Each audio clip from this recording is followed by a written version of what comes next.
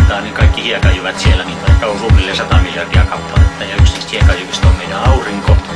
Ja sitten taas vaikkapa Hubble-avaruusteleskooppi, niin näkee ehkä 100 miljardia toista galaksia. Eli 100 miljardia kertaa 100 miljardia, 1 ja 22 nollaa perään. Se on vähän niin kuin maailman kaikkien rantojen kaikki hiekajyvät, ja yksi niistä hiekajyvistä on sitten meidän aurinkomme, ja sitä kiertää sitten tämä maapallo tomulikkainen.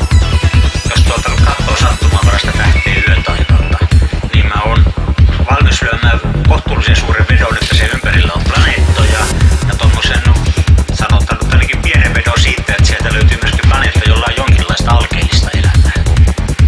Mutta että se on se korkeampi elämä, sanotaan nyt monimutkaisempaa kuin tommoset yksisoluiset olevat bakteerit ja muut, että se on sitten harvinaista, ja äly vielä kaikkein harvinaisinta etkua, eli että elämä olisi kaikkialla, mutta älyä suhteellisen harvassa. Mä en tiedä, mun mielestä taas tää on pessimistinen arvio, mutta niin kauan kun me ei ole mitään toista älyä mistään löydetty, niin tämä on vaan arvailujen varassa. Ainahan sitä voi niin toivoa ja arvailla, että mun mielestä nyt on sopiva toivoa, että me ei olla maailmankaikkeuden älykkäimpiä olleet, ja se olisi aika masentava lopputulos, kun kurkistaa aamulla peiliin ja näkee siellä yhden maailmankaikkeuden fiksuimmista olioista. Niin tuntuu, että tämä koko suuri maailmankaikkeus olisi ihan hukkaan mennyt silloin siinä tapauksessa, että jos ei ole parempaa saanut aikaiseksi kuin meikäläisen.